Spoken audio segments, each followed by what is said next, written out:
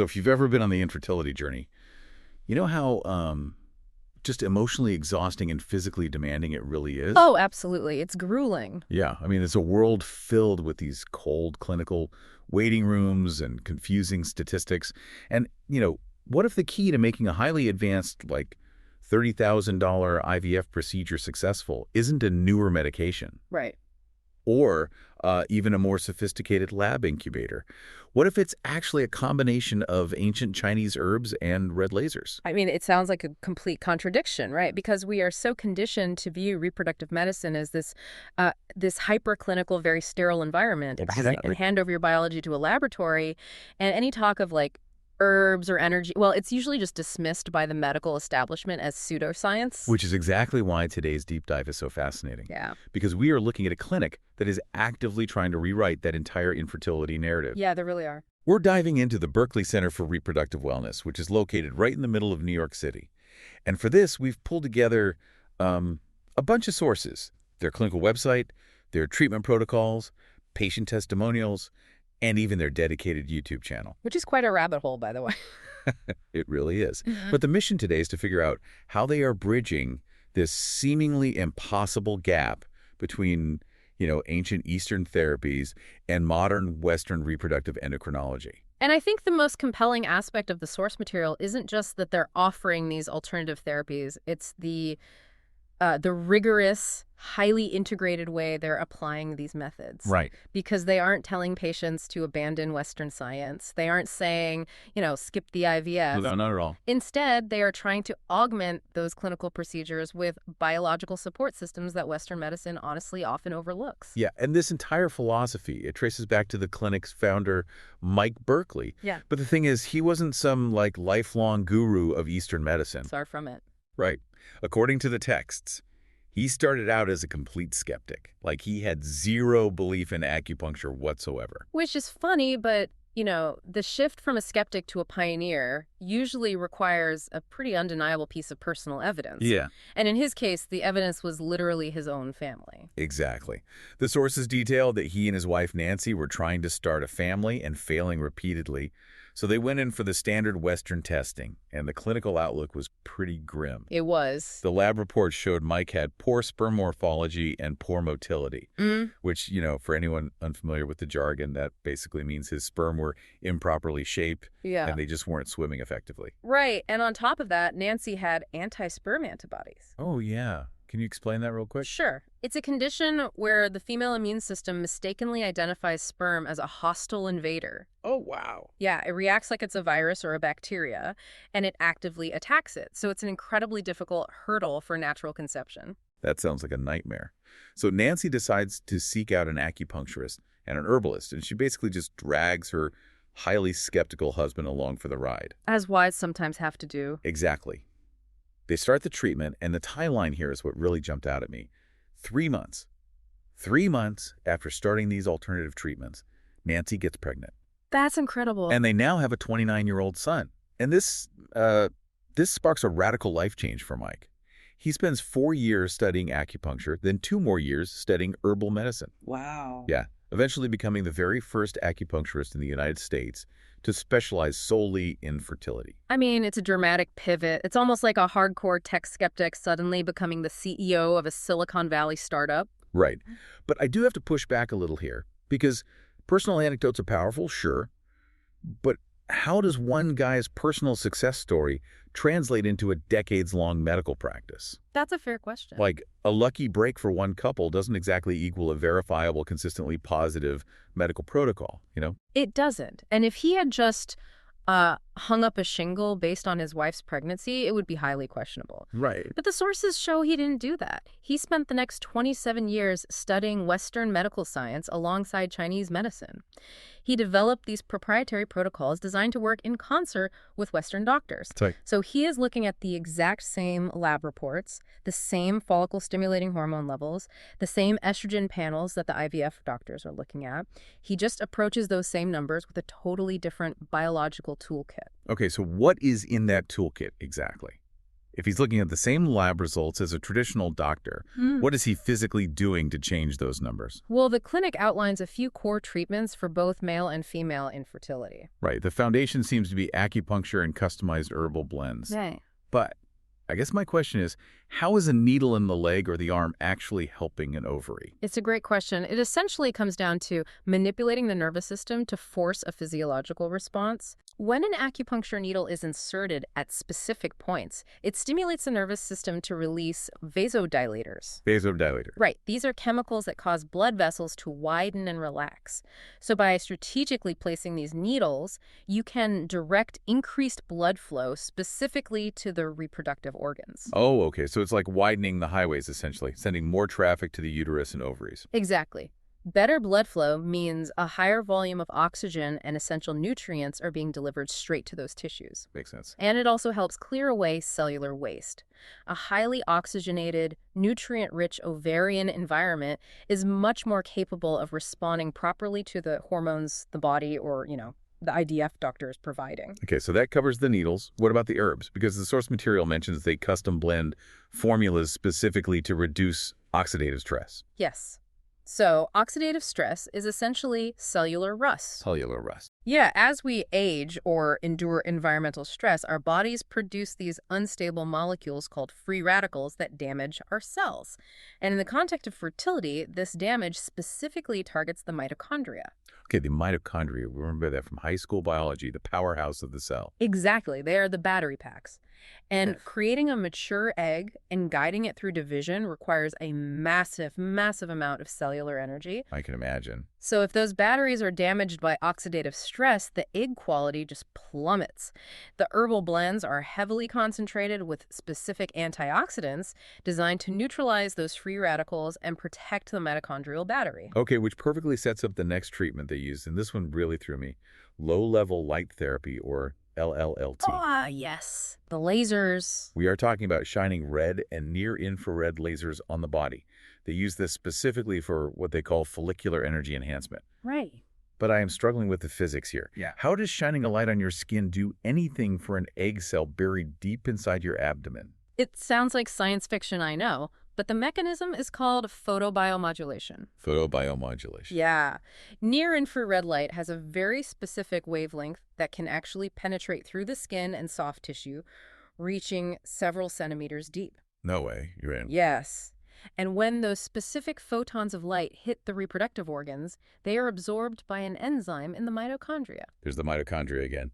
The battery pack. Exactly. The light absorption actually stimulates the mitochondria to ramp up production of ATP, which is the primary energy currency of the cell. Oh, wow. So as an egg ages and its natural energy production declines, this low-level light therapy is literally beaming energy into the tissue to try and recharge the cell's battery. A charged battery means the follicle has more energy to produce a chromosomally normal, healthy egg. So they aren't fixing a broken egg. They're just like heavily optimizing the environment it grows in. Precisely. It kind of reminds me of agriculture. If Western medicine, like IVF, is taking this $1 million highly engineered seed and planting it, this clinic is essentially spending months tilling and conditioning the soil. That is the perfect analogy. You can have the most technologically advanced seed developed in the absolute best laboratory. Yeah. But if you plant it in soil that is depleted, restricted of blood flow, and lacking in energy, that seed will struggle to take root. Wait, but do Western doctors actually buy into this soil conditioning concept, though? Because I would imagine a hardcore reproductive endocrinologist might view this as just a holistic placebo. You'd think so, but the source material is very clear on this integration. There are glowing endorsements from highly respected MDs. Really? Like who? Doctors like Dr. Robert Kiltz, who owns a massive network of fertility centers, Dr. Joe Massey, Dr. Paul Magarelli. These are serious, data-driven Western doctors, and they explicitly praise this clinic. That's a huge validation. It is. Dr. Massey specifically notes that the acupuncture treatments are based on a thorough Western medical history. He says Mike tailors his approach with a full understanding of whatever the reproductive endocrinologist is doing. They aren't competing. They are complementary. That's fascinating. But there's another aspect of their treatment protocol that I have to mention, because it highlights a part of infertility that rarely gets talked about clinically. Oh, the libido program. Yes, they offer a highly specific program called the Firestarter Libido Program. It is designed to reignite vitality and sexual desire. It's 8 acupuncture sessions and daily herbs over 4 weeks, and it costs $1,600. Right. It might sound a bit unconventional for a medical clinic, but it addresses a devastating reality. Infertility treatments are notorious for just destroying a couple's libido. Oh, totally. Yeah. The process turns intimacy into a scheduled, high-pressure clinical chore. It strips all the humanity right out of it. It really does. And from a biological standpoint, loss of libido is often a symptom of chronic stress, hormonal imbalance, or sheer physical exhaustion from the medications. Yeah, that makes a lot of sense. So treating the loss of desire isn't just about saving a couple's sex life. It's a vital part of restoring systemic hormonal balance. But there is a massive catch to all of this, though. You can't just walk into this clinic the day before your IVF egg retrieval and expect the soil to be perfectly tilled, right? Right. The biology of time plays a huge role here. Why do these protocols take so long to work? Well, you are up against the cellular life cycle. Yeah, the texts point out a really humbling biological fact. It takes roughly 3 months for an immature egg or sperm to fully develop into a state where it's ready for conception. Exactly. So the clinic's primary protocols require twice-weekly visits for roughly 12 to 13 weeks. People often think an egg is just created the month they ovulate, but that follicle has been on a 90-day developmental journey. Wow, 90 days. And the same goes for spermatogenesis. If you want to affect the quality of the sperm or the egg that is going to be used 3 months from now, you have to start changing the environment, improving the blood flow, reducing the oxidative stress, increasing the cellular energy today. Right. It's a powerful reminder for the listener, too. The health choices you make right now are literally building the cells you will rely on a season from now. It's a very sobering thought. And the clinic's protocol doesn't just end when a patient gets a positive pregnancy test. I was looking at their timeline, and they don't discharge the patient. No, they don't. The moment pregnancy is confirmed, the goal immediately shifts to miscarriage prevention. They continue those twice-weekly treatments up to the 13th week of pregnancy. Why week 13? Because statistically, about 90% of miscarriages occur by or before week 12. Oh, right. So from a clinical perspective, getting a positive pregnancy test is really only half the battle. The next, and often more terrifying hurdle for these patients, is maintaining an optimal uterine environment during that highly vulnerable first trimester. So the acupuncture continues to help with that. Yes. The continued acupuncture is aimed at keeping that blood flow to the uterus steady and keeping the immune system regulated. The logistics of how they support the actual IVF procedures are intense, too. They have this pre- and post-embryo transfer service, and the dedication is wild. The practitioner is available 7 days a week at any time to align perfectly with the patient's IVF schedule. Because biology doesn't care if it's a Sunday morning or Thanksgiving. Exactly. It doesn't. And the timing of embryo transfers is incredibly precise. The complementary treatment needs to happen immediately before the transfer to maximize uterine blood flow and immediately after to calm the central nervous system and prevent the uterus from cramping, which could, expel the embryo. They even offer home visits anywhere in the 5 boroughs of New York. But there's a very specific detail in the text. If you live outside Manhattan, say in Brooklyn or Queens, you have to pay a $300 fee for the visit, plus you have to provide and pay for an Uber to get the practitioner there and back. Yes, I saw that. Which brings me to a major question. The financial reality of this is heavy. You've got packages ranging from $2,600 just for acupuncture up to $4,500 for the comprehensive egg quality improvement package that includes the lasers. Plus, Uber rides. It adds up fast. Why do people subject themselves to such an intense, expensive regimen when they're already paying tens of thousands for IVF? It is a massive investment. There's no denying that. Okay. But you have to look at the psychological landscape of infertility. Okay. When a patient is going through traditional Western fertility treatments, they are subjected to an excruciating amount of waiting. You wait for cycle day 1. You wait for the blood draw results. You wait to see how many eggs were retrieved. You wait to see how many embryos survive the freeze. Yeah. It is a profoundly helpless feeling. You're just a passenger in your own body. Precisely. What this 90-day holistic protocol offers beyond the biological benefits is agency. Yes. It gives patients something active and positive to do for their bodies twice a week. They're taking active steps to condition the soil, rather than just passively waiting for the lab to call. Oh, I see. That feeling of continuous participation is incredibly valuable when you feel like you've completely lost control of your reproduction. That brings us perfectly to the actual patient experience because the digital footprint and the reviews for this clinic tell a very specific story about that need for control and comfort. They really do. We are looking at testimonials from patients like Maka Oganesian and Jane A. They describe their previous Western clinics as clinical and detached. But Mike, the founder, is described as relentlessly optimistic. Yeah, a totally different vibe. They mentioned he is always texting back. One patient essentially said he acts as a cheerleader, a therapist, and a guide all rolled into one. And that level of accessibility is almost unheard of in modern specialist medicine. Having a practitioner who answers a terrified text message on a Sunday and creates a dedicated, safe space for you to vent your fears, that fundamentally changes the nature of medical care. And there is a real sense of integrity highlighted in these reviews, too. There's a specific anecdote from Jane. She was pregnant, she hit that crucial 12-week mark we talked about, and things were going so well that she actually asked to keep coming in. She wanted to keep paying for sessions. Right. And he declined her money. He told her that the research simply doesn't support continued visits making an impact at that stage of pregnancy. That is rare in any business, let alone a highly lucrative fertility market. It really demonstrates that the practice is anchored in clinical evidence, not just maximizing the lifetime value of a patient. Definitely. When a practitioner turns down willing money because the science says it's unnecessary, it builds a level of trust that you just can't buy with marketing. Speaking of marketing, there's a detail from the source material that I just cannot stop thinking about. It is so quirky. Oh, the YouTube channel. Yes. The clinic has a YouTube channel called Getting Pregnant. And the founder has uploaded an impressive 340 videos. He covers highly specialized topics, everything from endometriosis protocols to red light therapy mechanisms to dealing with IVF failure. He is really putting in the hours. Right. Do you know how many subscribers the channel has? Well, with 340 specialized medical videos, you'd expect a decent following. It has 43 subscribers. 43. Wow. Right. Uploading 340 detailed videos for an audience of 43 people shows a level of stubborn dedication that borders on obsessive. But looking at that sheer relentless effort and reading these glowing reviews about how he acts as a therapist, it made me wonder, What's that? how much of his success is the actual physical treatment? The needles, the herbs, the light? And how much of it is just his bedside manner? Like, is the empathy itself the medicine? That is a brilliant question. And if we look at the biology of stress, the answer is that the psychology and the physiology cannot be separated. Yeah.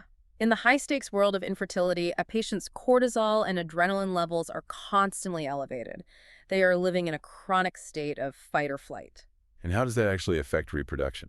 Well, when your nervous system is in fight or flight, your body prioritizes immediate survival. It literally constricts blood vessels in the abdomen to redirect blood flow out to your skeletal muscles so you can run from a perceived threat. Oh, wow. Yeah, it disrupts hormone cascades because reproduction is deemed non-essential during a crisis.